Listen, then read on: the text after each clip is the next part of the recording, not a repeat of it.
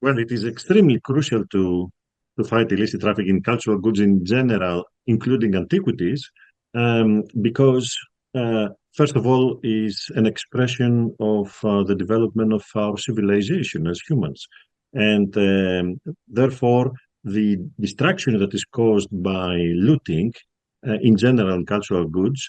Has to be stopped because it's a destruction of ourselves, of our own civilization.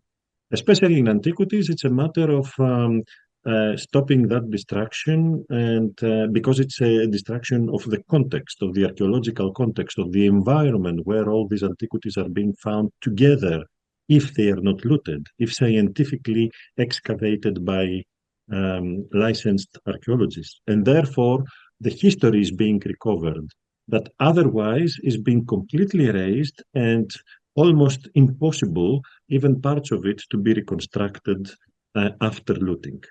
This is why it is extremely important to fight the looting of cultural goods and especially on antiquities.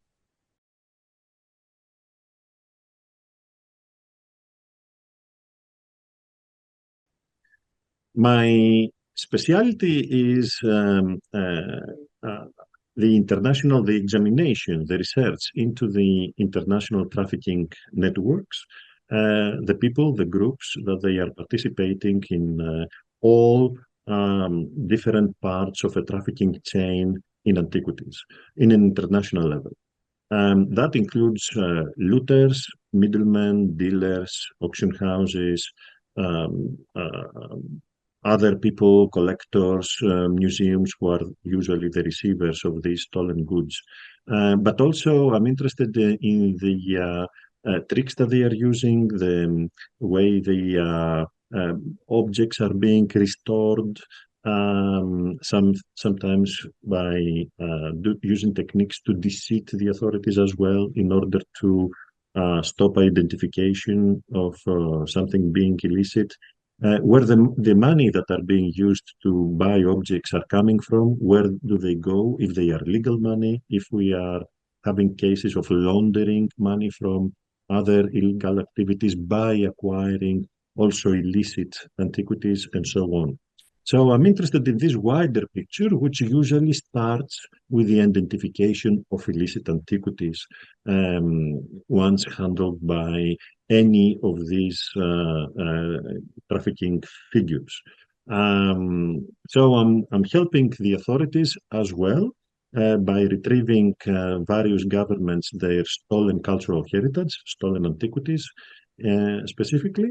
But as an academic, at the same time, I'm looking and examining and researching the wider picture, the reasons that this is happening, the tricks of the people involved, those who are involved, their roles, etc.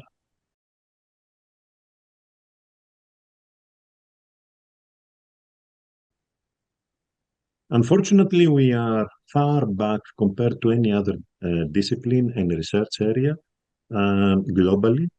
In even taking the governments, that is, the states and international organizations, even the basic steps, we are still missing the most basic fundamental steps in order to work long term and properly towards that crime.